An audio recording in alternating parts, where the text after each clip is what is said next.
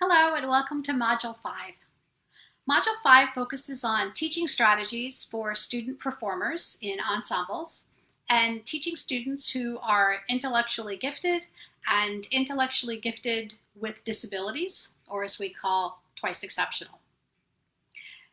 Teaching students with special needs who are performers in ensembles is sometimes a different skill. Teaching students in music classrooms has its own set of adaptations and accommodations and modifications. And performing ensembles adds some other elements that we don't always have in music classrooms. One focus of the chapter is on teaching students when you are going to take them on a trip.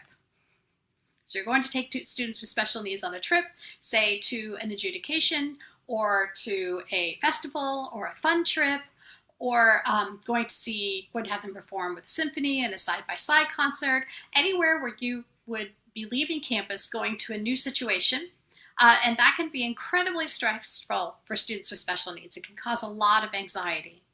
So we focus a lot on setting the stage, literally, for the student, letting them see and hear and know what it's going to be like along the trip. I often advocate making social storybooks. So books that have pictures of every step along the way, instructions of what's going to happen with each step, who is the student going to sit by on the bus. That can sometimes cause a lot of stress and anxiety, even for students who don't have disabilities. But how you set up those social situations so that students always know they have a buddy or someone with them, knowing where you're going to eat when you go out to eat, how much money to bring, what kind of menu it might be, so students can study ahead of time so they're not standing there staring at the food and the options and not really knowing what to choose. So we also talk about, whenever possible, having pictures of the performance space or the park, if the students are going to go spend time in a park, presetting chaperone groups, how to do all of these things in a way that is most beneficial for adolescents with special needs. We also talk about how to create a culture and develop an environment where all the students in the performing ensemble are invested in working together as a team and knowing that everybody is an important part of that team and that your playing ability or your verbal communication ability does not determine your worth to the group.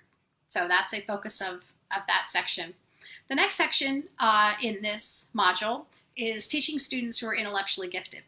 I think sometimes we conflate intellectual giftedness with talent.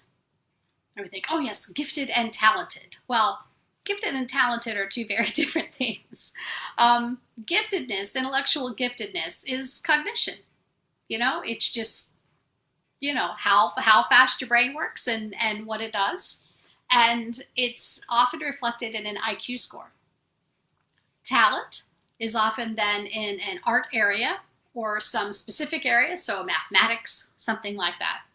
So this chapter focuses on intellectual giftedness, I think, because a lot in music, we spend a lot of time talking about talent, but we don't really think about cognition and how to teach students who may be incredibly intellectually gifted, but aren't necessarily talented in music. And in those cases, sometimes our classroom becomes the first place where that student may not excel or even succeed easily. So that's a situation with a special need. The last section of that chapter talks about students who are twice exceptional. So those are students who have been identified as having intellectual giftedness. So they have that very fast cognition speed. They've got that high IQ score. And they have also been diagnosed as having a disability under the Individuals with Disabilities Education Act. And that is a conundrum. So students who are twice exceptional can be very complicated to teach. So we talk about some strategies there and how we need to focus on students and their disabilities as well as their intellectual giftedness. I think sometimes in schools we focus on one or the other and never really treat the whole child in all of her parts. So this module is really a lot of fun. So I hope you enjoy thinking about these things. Might be a little different way of thinking about them than what you're used to. And I encourage you to have fun with Module 5. So thank you. Bye.